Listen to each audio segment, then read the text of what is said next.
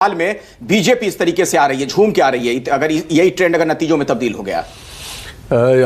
इसके पहले आप ही के यहाँ कार्यक्रम में मैंने कहा कि अरब सागर से लेके और गंगा सागर तक अब आप कह सकते हैं कि हिंदुत्व का परचम एक तरफा है। मतलब देश कम से कम, भले ही संविधान उसको न स्वीकारता हो, लेकिन देश का जनमानस इस समय हिंदू अपराइजिंग को स्वीकार कर रहा है।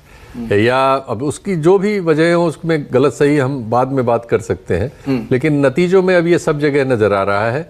इस मामले में बीजेपी आरएसएस ये लोग कामयाब हैं कि उनकी इस धारा को लोग पसंद कर रहे हैं।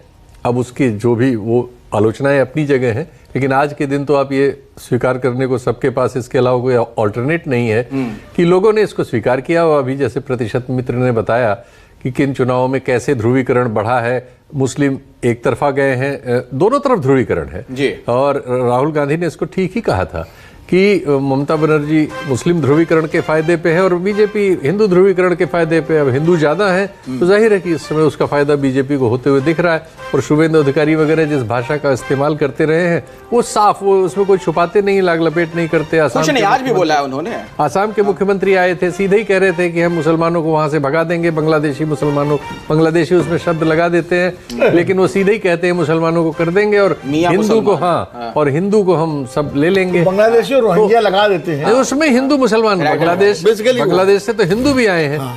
और आप उसमें नंदीग्राम से ऐसे शुभेंदु अधिकारी आगे चल रहे हैं। अभी एक बड़ा अपडेट दर्शकों को बता दें, 5वें राउंड में शुभेंदु अधिकारी 2206 वोटों से आगे चल रहे हैं, 2000 से ज्यादा का अंतर है। जी शीतल जी, बात पूरी कर लीजिए। तो ये चीज, ये ट्रेंड है और ये ट्रेंड अभी स्वीकार कर रहा है देश, ये हमें लग रहा है। और इसकी मतलब संख्या बढ़ती जा रही है। हालांकि यहाँ दूसरे आरोप भी हैं इस पूरे इलेक्शन पर जो अभी स्क्रूटनीज होंगी, लेकिन इन जनरल हम ये बिल्कुल स्वीकार कर सकते हैं। शुभेंदु अधिकारी, आऊंगा आपके पास। सिद्धार्थ यादव